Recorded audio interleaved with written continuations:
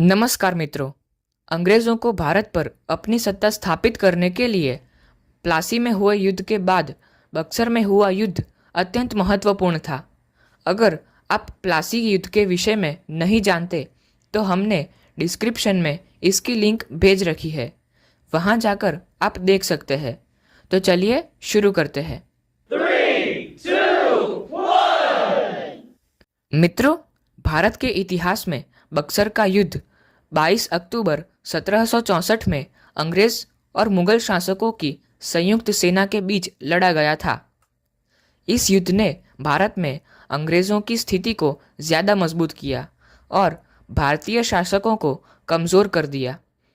ये युद्ध 23 जून 1757 में हुए प्लासी के युद्ध से ही प्रेरित था। इस युद्ध ने बंगाल, बिहार और ओडिशा पर ईस्ट इंडिया कंपनी का अधिकार मजबूत किया। इस युद्ध के मुख्य दो पक्ष थे, जिनमें से एक तरफ अंग्रेजों की सेना थी जिसका नेतृत्व हेक्टर मुनरो कर रहे थे, तो दूसरी ओर थी मीर कासिम, मुगल सम्राट शाह आलम द्वितीय और अवध के नवाब शुजा उद दौला की संयुक्त सेना।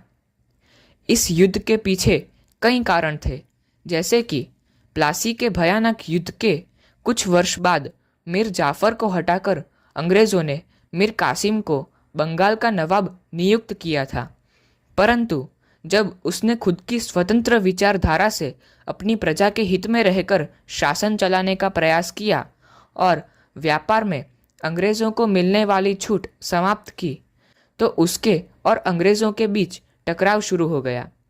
मीर कासिम ने अंग्रेजों के विशेषाधिकारों का विरोध किया, जैसे कि अंग्रेज करमुक्त व्यापार करते थे जबकि भारतीय व्यापारियों को कर देना पड़ता था, जिससे असमानता एवं असंतोष उत्पन्न हुआ।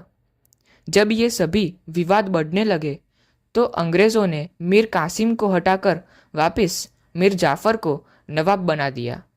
इस अपमान का बदला लेने के लिए मीर कासिम अवध के नवाब शुजा उद दौला के पास मदद मांगने गया। उसी समय अवध में मुगल सम्राट शाह आलम द्वितीय भी आया हुआ था। कासिम की बातें सुनकर उन दोनों ने उसका साथ दिया एवं युद्ध की तैयारियां भी शुरू कर दी और वर्तमान बिहार में स्थित बक्सर के पास गंगा नदी के किनारे 22 अक्टूबर 1764 में ये युद्ध हुआ। अंग्रेजों के मात्र 7,072 सैनिक ही थे, लेकिन वे प्रशिक्षित और संगठित थे। वहीं दूसरी ओर भारतीय पक्ष में कुल 50,000 सैनिक थे, परंतु उनमें संगठन का अभाव था।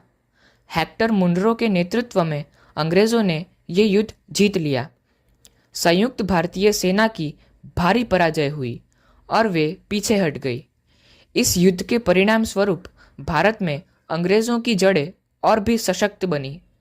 युद्ध के बाद 1765 में अंग्रेज और शाह आलम द्वितीय तथा शुजा उद दौला के बीच एक बहुत बड़ी संधि हुई, जिसमें मुगल सम्राट शाह आलम द्वितीय ने बंगाल, बिहार और ओडिशा के दीवानी अधिकार ईस्ट इंडिया कंपनी को सौंप दिए और शुजा उद दौला से हर्जाने के तौर पर 50 लाख रुपए तथा जुर्माने के तौर पर इलाहाबाद और कड़ा के जिले जैसे प्रदेश ले लिए गए। मुगल सम्राट को एक पेंशन दी गई और उन्हें इलाहाबाद भेजा गया। इस युद्ध के बाद कंपनी को इन प्रदेशों से राजस्व संग्रह करने का अधिकार मिल गया, जिससे उसको आर्थिक रूप से अत्यंत बल मिला। मीर कासिम अपराजित होकर भाग गया और बाद में गुमनामी में ही उसकी मृत्यु हो गई। मित्रों, बक्सर का युद्ध भारतीय इतिहास का एक निर्णायक मोड़ इसलिए था क्योंकि भारतीय शक्तियां एकजुट होकर भी संगठन और रणनीति के बिना अंग्रेजों से नहीं जीत सकती। इसके बाद ईस्ट इंडिया कंपनी न केवल एक व्यापारी संस्था रही, बल्कि एक राजनीतिक और सैन्य शक्ति बन गई। अगर आपको ये वीडियो पसंद आया हो तो चैनल को सब्सक्राइब कर दीजिए। मिलते हैं अगले वीडियो में, तब तक के लिए जय हिंद, जय भारत।